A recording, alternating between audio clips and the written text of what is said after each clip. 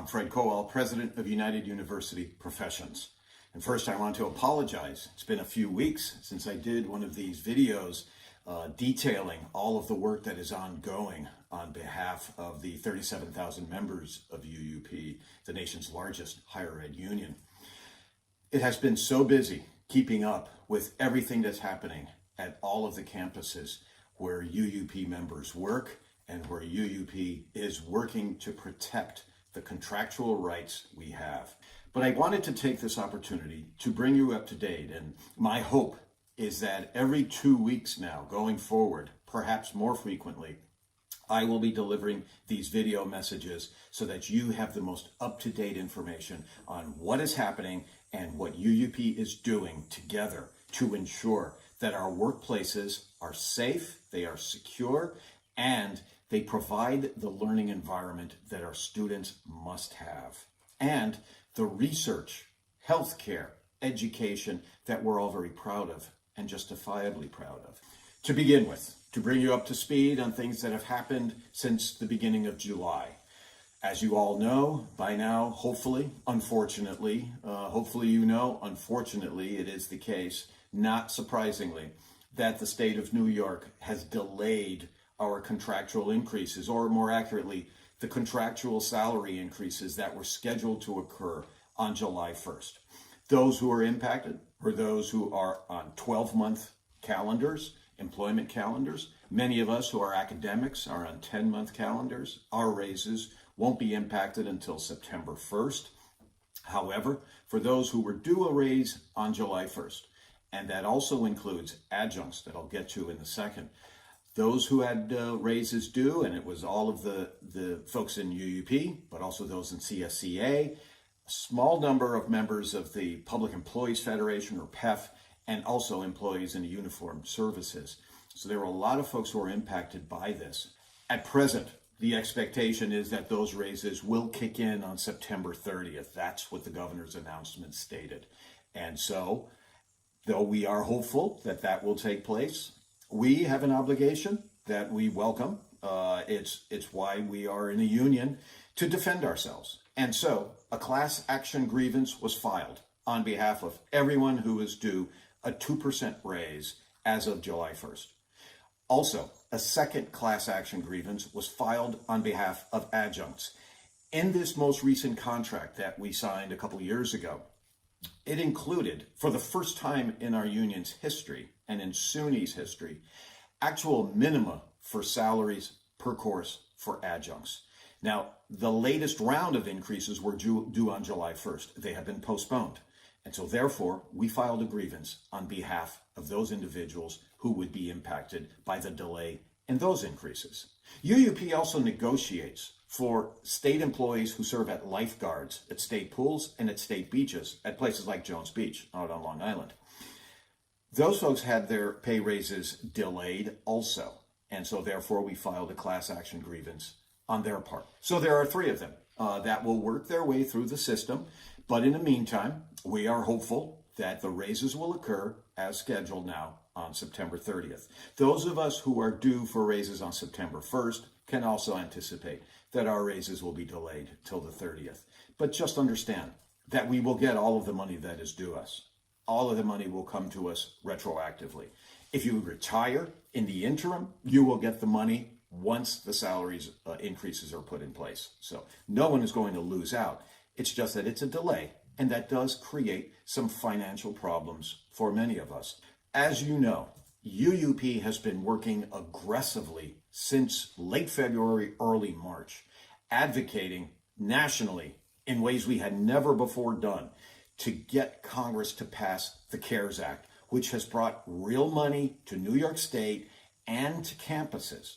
It was the first time federal legislation included more money for higher education than for PK through 12.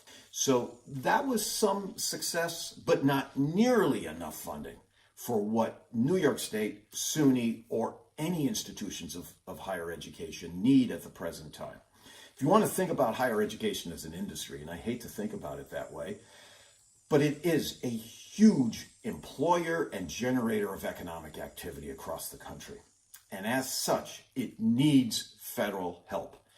That's why now we are working very closely with our national affiliate, the American Federation of Teachers, AFT, and our colleagues in NICET, with PSC, the union representing CUNY, and unions that represent community colleges, the Fashion Institute of Technology in New York City.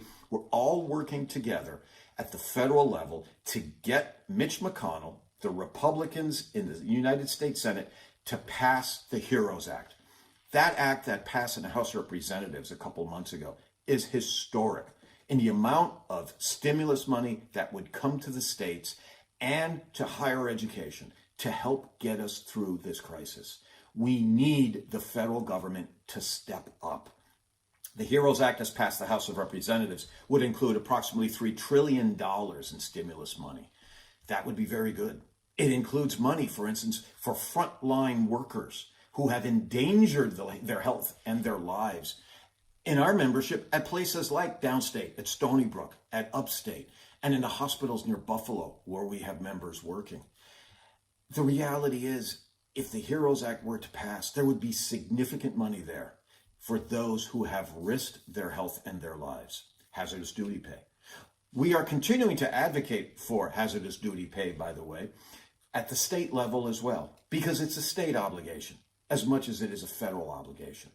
But what I'd like you to do is to go to this link on our website and have your voice be heard. It is a way through our AFT affiliate where you can reach out to voters in states where Republican senators can make a difference to make sure we get the best possible support and help in this economic and healthcare crisis.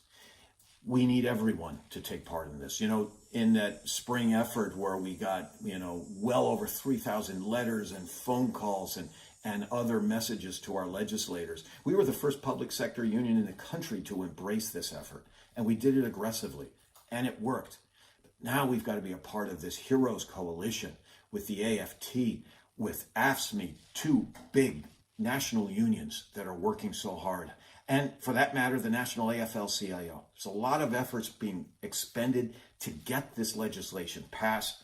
We need it, and it is urgently needed. The state, the governor, have not announced what the cuts will be in the state budget, nor have they acted on what is necessary in New York State, and that is raising taxes on millionaires and billionaires. They're waiting to see what the federal government does. There is no need for the state to act first on raising taxes for millionaires and billionaires, because that will let Mitch McConnell, Donald Trump, and the Republicans in the United States Senate off the hook. They owe it to all the states to protect us from further economic damage and the damage to our health that will occur without funding for testing, which is being talked about as being eliminated in the HEROES Act. I don't understand how that possibly could take place, not in the middle of a pandemic.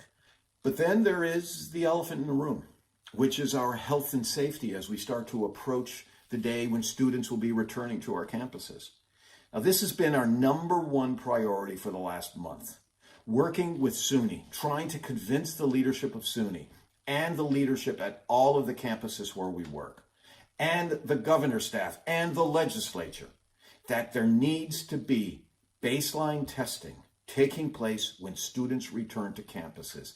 That's the only way we will have a chance at containing and controlling any outbreak of the coronavirus and the resultant COVID-19 disease. We are working as hard as we can.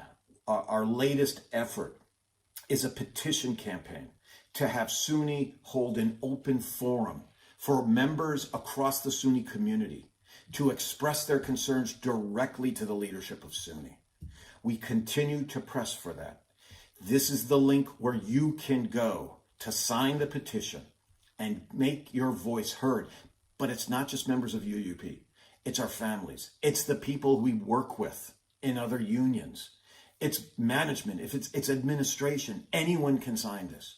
We all need to be heard because the health of our communities, our families, ourselves could be at stake. At the same time that we advocate for testing and contact tracing efforts and all of the mitigation efforts should an outbreak occur, we are also arguing for an expansive interpretation of our historic telecommuting agreement. In my mind, if there isn't going to be aggressive testing, if the protocols are not put in place to keep people safe, then there must be the opportunity for everyone who wants to work from home to continue to do so. And in fact, it needs to expand. That is, more people who may have been reporting to work but now feel unsafe because of the arrival of thousands of students who are not being tested or may not be tested. We need to ensure that those who want to work from home because they don't feel safe, or they have underlying health conditions, or their family members do, for whatever reason.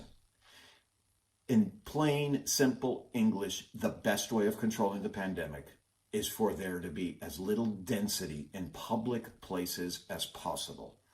If we can't test and trace effectively, then we need to work from home.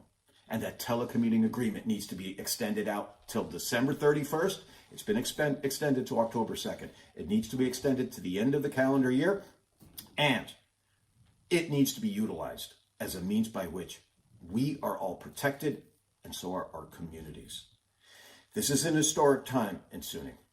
We have never faced crises like this. In all likelihood, there will be outbreaks of COVID, and people will be sick, and some will perish.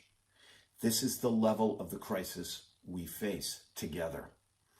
And that is the message that I am hoping that all of us will deliver through our petition, and then hopefully through our public hearing or the forum that will take place, hopefully, that we are concerned about our common well-being. This past weekend, we lost a giant in American history, and that is Congressman John Lewis. What Lewis exemplified was courage. And in so many different ways, whether it was his commitment to nonviolence or his standing by the ideals and principles that he held our country to, the highest principles of equality and justice. And you know, at the same time, one of the remarkable features of John Lewis's life was his belief, his steadfast hope in our common humanity. And that's what we're facing right now. In these worst of times, we need to draw on our own strength, hope, and belief in ourselves and each other so that we can pull together. I am hopeful that in the spirit of John Lewis, that this state, that the leadership of the state, that the leadership of the university, that all of us will come together and build a means by which we can have healthcare and education provided this fall semester in a way that is safe, that is healthy, that is just, and that is humane. That's my hope for all of us.